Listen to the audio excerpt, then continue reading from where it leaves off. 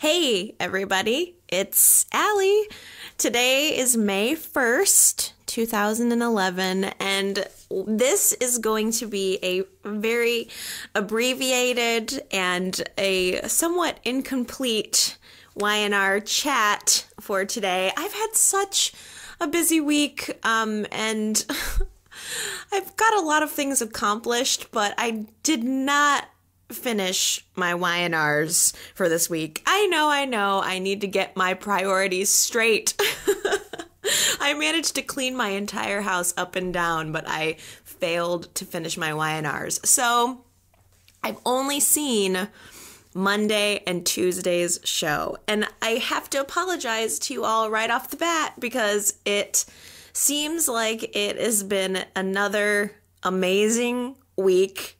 Things are just happening right and left. I mean, the storylines are just speeding along at warp speed.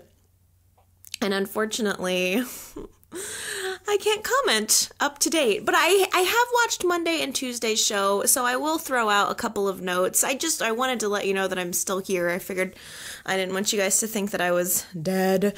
But here's just a couple of notes on the week to get started. And by the way, I may finish up watching my Y&Rs tonight and tomorrow, and I may post a part 2 just to get my thoughts out there. If I watch, I have to comment, so hopefully I will keep your eyes open for a possible part 2 to be posted either Sunday night or Monday night. But for now, I think the major storyline movement that I've seen so far, and again, don't hold me accountable for things that have happened Wednesday through Friday. I know nothing of them. But right now, everything is centering around Jana and Lucy and Delia. Jana finally was able to put together the final piece of the puzzle and figure out that Lucy is, in fact, Daisy's baby. So Jana decides in her crazy little mind that this is the answer she's been waiting for. This is the answer to all of her prayers. She decides that it is a great idea to just kidnap Lucy. She's going to take Lucy, and she's going to, moreover, bring Kevin the niece that he's wanted, that he's been searching for all of this time. And she thinks that this is going to win him over big time. So she prepares to take Lucy. Delia, at the time, happens to wander into the room and kind of gets caught up. And Jana has to take Delia too. So Jana this week runs off with Lucy and Delia. Now, it's kind of sad watching how Jana has spiraled down. I know that the actress who plays Jana is leaving the show, so we're probably right now viewing her final scenes. And I've gone through phases of liking Jana and not liking Jana. And if it weren't for the fact that her character has always been a little off and has always been a little weird and has always been a little unstable. And if it weren't for that fact, it would be really hard to watch this descent of Jana's, because when she's talking crazy about Kevin and her starting a family with these 2 stolen children, it's real hard to have sympathy for her. And it's hard to watch, and I have to remind myself that Jana has really always been crazy. From the moment she came on the show, she was kind of a crazy, conniving character. They managed to write it off and justify it with a brain tumor, and then brought her on to be this stable wife for Kevin, or some pseudo-stable wife for Kevin, for a while. But we all know, I think, if you can kind of look at the history of Jana, that she has always been a few, I don't know, card short of a deck. So anyway, Jana is run off with these 2 children. She's telling Kevin that that she wants them to be she wants to be their new mommy and daddy. And it's really, really creepy. Now, everybody else in Genoa City is freaking out. First, Billy and Victoria wake up in the morning, find that their children are missing. And at this point, Billy and Daniel have actually already had a conversation that revealed the truth about who Lucy is. It happened on Monday's show in the church, and it was actually kind of a relief to see that the truth was finally out for Daniel and between Daniel and Billy. And Billy's reaction to finding out that Daniel, not only that Lucy was indeed Daisy's baby, but that Daniel was the father and acknowledged that he was the father. I mean, Billy's reaction was really calm and mild. I would have expected Billy to just freak out and do anything to stop Daniel, but Billy had a very mild reaction, and, you know, I think at first kind of thought, oh, great, we're going to have to give the baby back. But then Daniel reassured him that he felt that Lucy was in the best possible home. And then, you know, Billy was very, very grateful to Daniel. So it feels like a relief to me that finally Billy and Daniel have been able to talk about this. If it's just been so long of hiding the truth, and finally it's open between them. So back to when Billy and Victoria find out that the children are missing, a little glimmer happens in Billy's mind, realizing that it probably has to do with the fact that Jana has now figured out the truth about who Lucy is. Victoria, by the way, still clueless. No idea about why all of this is going on. But Billy and Victoria, of course, are freaking out. Everyone else in Genoa City starts to slowly find out, starting with Chloe. Now, Chloe found out that Delia was also missing, and she freaked out. She ran right over to Billy and Victoria's house, and she was just letting them have it. She was ripping into Billy and Victoria. I mean, she told Billy and Victoria week after week ago that Jana was no good, that she had ulterior motives, and that she, you know, was a few cards short of a deck. She was right. And now suddenly she's been totally validated. And I was surprised by it because I have to admit, I was not seeing this coming. I did not expect Jana to kidnap these children. That was not, I didn't know where I was expecting it to go, but it wasn't there. But suddenly Chloe became validated in that moment. And I mean, I was very surprised. And Chloe's reaction, she came into the house. Billy and Victoria are standing there wrecked. They've called 911. The police are swarming the house. There's an Amber Alert out. Chloe comes barreling into the house, and she's yelling at Billy. She's pushing him. You know, she's saying, you did this. It's your fault that our children are gone. And just her reaction, I mean, Chloe's reaction, just feeling so helpless, it had me. I just felt like Elizabeth Hendrickson did such an amazing job this week. She really convinced me. I mean, there was all of these reactions. I mean, you had Victoria's reaction to losing her child, which was very sad, but for some reason, Chloe's reaction just got me. It was very, very real. And everybody else in Genoa City, again, starting to find out. Jill comes over. She's concerned. Victor ends up finding out really quickly. And I gotta say, I was very proud of Victor for finding out that Victoria was going through this. And he went right over to her house. Now, of course, when Victor gets there, Billy gives him a little quip like, it takes this kind of event for you to acknowledge your granddaughter. Billy is totally right on that front. I mean, Victor has had very little to do with Lucy until something like this happens. But it made me glad to see that Victor went to the house to support Victoria, regardless of all of the stuff going on in their family.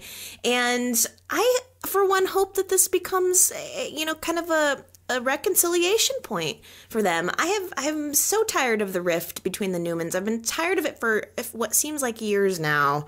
And I was proud of Victor for showing up, and I hope that this is maybe some kind of signal of a reunion for the future. Now, Nikki was also there, drunk.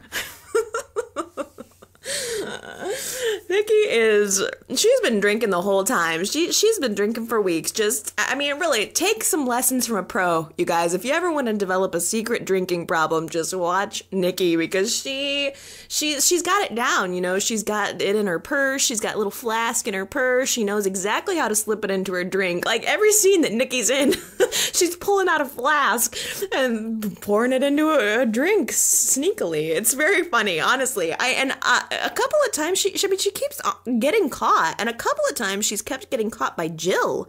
I'm almost wondering if Jill is going to be the one to first figure out that Nikki is drinking. And frankly, I think it would be really interesting to see Jill help Nikki out of something like that. I mean, I wouldn't mind seeing those two have a little bit more interaction. But nevertheless, Nikki is there throughout this Amber Alert. She's trying to comfort Victoria, and everyone in Genoa City was there who should be involved. Even Chance was there. We haven't seen him in weeks, and he shows up to join in on the search. And meanwhile, Kevin becomes this central card to this storyline. Jana calls him saying that she has these two kids, obviously she wants them to be the new mommy and daddy, and Kevin realizes that she's crazy, and his instincts kick in a really wonderful way. Jana is for a while holding the kids in this abandoned daycare center with cobwebs. It was a really weird mix of like cute old daycare center stuff and then cobwebs and like train tracks, and it was weird. But Kevin shows up there. Jana starts to reveal her little plan for their new life, and Kevin really stepped it up. He did a good job. His instincts were protect the children. He manages to convince Jana that he is in love with her and that they are going to start a new family. But they don't need these two stolen kids. They can have a baby of their own. So Kevin is leading her on, basically trying to get her to return the kids and then just focus on their relationship. And in that moment, Jana had this little glimmer of hope, and it's what made me so sad again about the descent of this character. She looks in Kevin's eyes, and he's telling her that he wants to be with her, and she believes it, and she's so happy and so content for once, in so many months that she's been trying to get him back. In this one moment, it's sad. It's, she's happy and it's sad. But Kevin successfully manages to get her to take these children back to the church. Take them to this church. It's a neutral place. Leave them there. They'll be safe there. And then we'll call Billy and Victoria and Chloe. We'll let them know that the kids are all right. And then me and you will run off and live happily ever after. Jana buys it. They go back to the church to leave these kids. And when they arrive, slowly it starts to occur to Jana. It starts to unravel. Jana is like, wait a minute, Kevin, just the way Kevin is very concerned about the kids, he's trying to stall, he's trying to get her to stay at the church, and Kevin's like, you can tell he's totally trying to play her, and she starts to slowly figure it out, and that's when she snaps. Jana realizes that, okay, I might very well give these kids back, but you ain't going nowhere. Jana pulls out a gun out of her coat pocket, and she goes for the good old, you're gonna love me or I'm gonna kill you. Which I think is a tried and true method of getting a man. If you want to get your man, sometimes you gotta use a little bit of force. Am I right, ladies? But I gotta tell you, I was surprised. Again, it's the descent of this character. It is surprising me. She's got this gun, she's pointing it at Kevin, and she is serious. Kevin has got he's freaking out, but still he's maintaining, this air of calmness. He's worried about the kids. He lures Jana out of the church. Just leave the kids there, and you can do what you want with me. And that is as far as I made it. That is all that I know. And I'm finding this storyline to be very captivating. I can't wait to figure out what's going on with the rest of it. I thought that the absolute best part of this whole thing, though, Katherine talks to God. You guys, there are a million different things that I love about The Young and the Restless, but one of the things I love the most is anytime Katherine talks to God. Katherine goes to this church. She goes to church, and in light of all of the things that are going on in Genoa City, this Amber Alert, Sharon's death, Katherine decides that she needs to give God a piece of her mind. Oh, I love it. She starts pushing him around. She starts, saying, if this is a test, God, then I'm sick of it. I'm just sick of it. It's very, who do you think you are, God? I'm Katherine Chancellor. And so she starts, really bullying him around like she always does. And then Katherine just has this moment of realizing who she's talking to, and this calm goes over her, and suddenly, it's as if she talks to God a lot, but on this occasion it was as if God talked back to her, so it was unique in that way.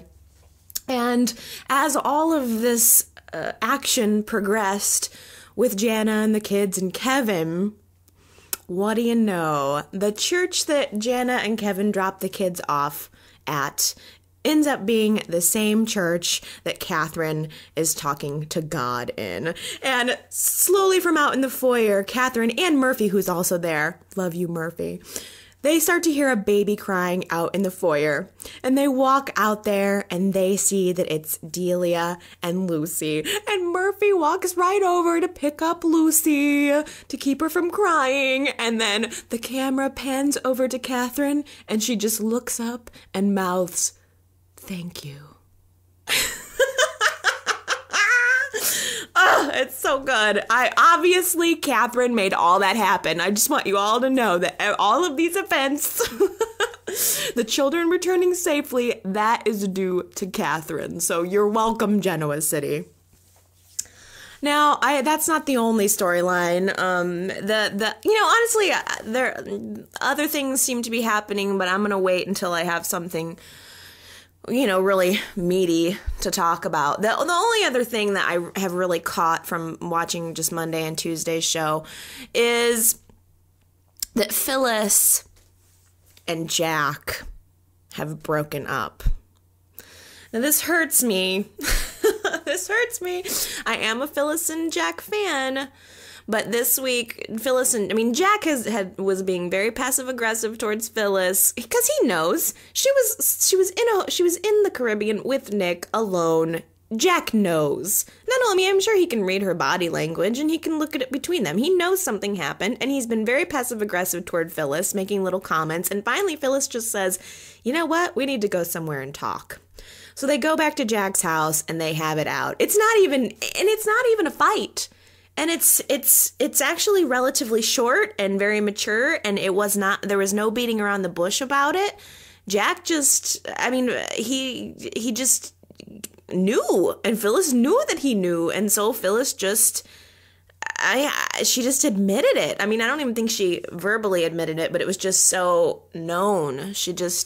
Her body language, she was just, "I'm so sorry." That's pretty much all she said was, "I'm so sorry." And Jack, I really hate this. It's really hard on Jack. His reaction was so quiet. He did not get angry. I think in his mind he had already resolved it. And the funny thing was, they talked a little bit about why this happened. Why did Phyllis do this? Phyllis slept with Nick when she had a really good thing going with Jack. And between Jack and Phyllis, they sort of hypothesized a little bit about why Phyllis did this. Why does she do this? Why does she behave this way? And they talked about how maybe Phyllis sabotages her relationships because she's afraid to be loved, or that she maybe doesn't think that she's good enough to be loved. And it was very strange that, they took this sort of philosophical bend in trying to discuss it, when I'm going to be very honest with you, I think the reason that Phyllis slept with Nick is because she likes to have sex with him. I think that's the weight of it.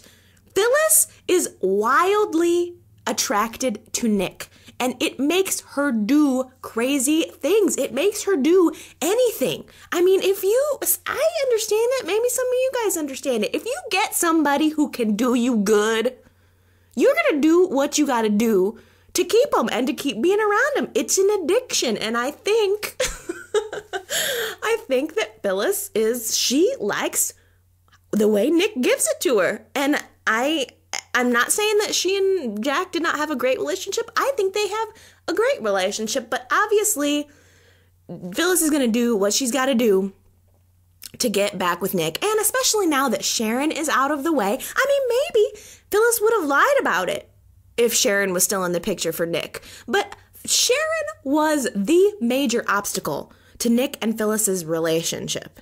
And now, thinking that Sharon is gone, that door is wide open. And Phyllis, I don't think she is even doing it consciously. I don't think she's doing it maliciously. I think she sees that opportunity is there, and now she's gonna take it. And it's a sad thing for Jack. It's a very sad thing for Jack. But I think Jack did the right thing. He told Phyllis, this is it. I think Phyllis half expected Jack to forgive her and take her back and everything could go back to the way it was. But Jack was just like, no, it's over. And I feel like Jack did the right thing. And this is coming from a Jack and Phyllis fan. I really feel like Jack deserves someone who is committed to him. Not somebody who he has to worry about cheating on him with Nick. He already had that with Sharon. He already had that with Phyllis. Everybody wants to cheat on Jack with Nick. And Jack deserves someone who will love him only. I wish they would have kept Emily on. I think she was a really, really good match for him. We need someone new for Jack because this is getting real old. I mean, he has not been happy in a long time, and Jack deserves some happiness. And, I also want to say for Jack, he handled the whole thing with Phyllis so well. And I respect him so much for how he handled it. Not an unkind word. I mean, he had every reason to go off on Phyllis. But he did not say an unkind word about her. Not an untrue word about her. Not a raised voice. Just calm. But you could feel his pain. I mean, you knew from his face, from his voice that he was in pain. But he did not explode the way you would almost expect him to. And I tell you guys, that is a real man. Okay, you guys, that's going to have to be my update for right now. Obviously, there are so many other things that are going on that I will have to comment about. But we'll do either I will post a part 2 or I will come back next week and we'll chat about all of this. On the plus side, did I mention that I really cleaned my house? I really cleaned my house this week. I mean, I put hours and hours. I probably put 16 hours this week into just cleaning my house out. And let me tell you, I'm feeling like a new woman. Sometimes you just got to do that. I was feeling all like cluttered. I was just feeling like I had a bad week anyway, and I was just feeling like, I need a vacation or I need a change honest to God, I was feeling like Sharon. Like, I need to just dye my hair and change my clothes and just go off and be a different person for a while. But unfortunately, that was not in the cards for me. I couldn't just, run off. But I thought, there a couple of times it has really saved me, really helped me to clean my house, to clean my life. And that's exactly what I did. I've made so much progress and I feel better. I feel like I'm on the road to, making some improvements around the house. And I feel like if I feel good about my home, then I'll feel better about myself and I'll be more efficient. And next time when it's time to talk about Y&R, I will have plenty of time to sit down and give a really good chat about it. So thanks for listening. Thanks for bearing with me, even though it's not, it's not a full full chat. If you were able to watch the whole show this week, I'm sorry. And if you don't watch the show and you're just wanting a recap, you'll definitely want to probably get another recap for the end of last week's show. So, yeah, that's it for me for now, but thanks again for listening. I love you guys, and I hope that you have a really good week. And again, I may be back soon, but if not, I will be back next week. All right. I love you guys. Happy viewing. Talk to you next time. Bye.